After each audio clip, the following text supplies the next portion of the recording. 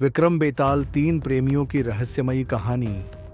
घना जंगल, आधी रात, चारों ओर सन्नाटा। राजा विक्रमादित्य अपने कंधे पर बेताल को उठाए श्मशान की ओर बढ़ रहे थे। तभी बेताल हंस पड़ा और बोला, राजन, रास्ता लंबा है। समय काटने के लिए मैं तुम्हें एक रहस्यमयी कथा सुनाता हूं, लेकिन ध्यान रहे, अगर अंत में सवाल का जवाब जानते हुए भी चुप रहे तो तुम्हारा सिर 1000 टुकड़ों में बिखर जाएगा। रहस्यमयी नगर और राजकुमारी। बहुत समय पहले एक नगर में एक राजकुमारी रहती थी। उसका सौंदर्य ऐसा था कि जिसने भी उसे देखा वही उसका दीवाना हो गया। परंतु नियति को कुछ और मंजूर था। एक दिन अचानक राजकुमारी बीमार पड़ी और मर गई। पूरे राज्य में शोक छा गया। लेकिन राजकुमारी की मृत्यु से 3 युवक पागल हो गए, क्योंकि तीनों उससे प्रेम करते थे। तीनों का अलग अलग संकल्प।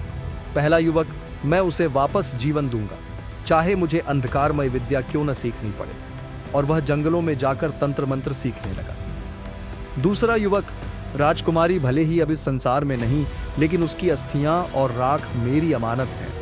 वह चिता के पास बैठ गया और वर्षों तक उसकी राख की रक्षा करता रहा। तीसरा युवक, राजकुमारी अब केवल मेरी आराध्य है। उसने उसका चित्र बनाया और हर रोज उसकी पूजा करने लगा। कई साल गुजर गए। अचानक एक रात पहला युवक लौटा। उसके हाथ में गूढ़ तंत्र मंत्र की शक्ति थी। उसने मंत्र पढ़े, हवाएं गरजने लगीं, आसमान में बिजली कड़कने लगी, और देखते ही देखते राजकुमारी की मृत देह में प्राण लौट आए। राजकुमारी जिंदा हो गई, पहले जैसी सुंदर और जीवंत। लेकिन अब असली रहस्य सामने आया। राजकुमारी किसकी पत्नी बनेगी? उस पहले युवक की जिसने उसे पुनर्जीवित किया, उस दूसरे की जिसने राख की वर्षों रक्षा की, या उस तीसरे की जिसने भक्ति और पूजा से उसे अमर रखा? बेताल का प्रश्न। बेताल हंसते हुए बोला, राजन, अब बताओ, उस राजकुमारी का अधिकार किस पर है? जरा सोच समझकर जवाब देना। विक्रम का जवाब। राजा विक्रमादित्य कुछ देर गहरी सोच में डूबे रहे। फिर बोले, पहला युवक जिसने उसे जीवित किया वह तो पिता समान हुआ।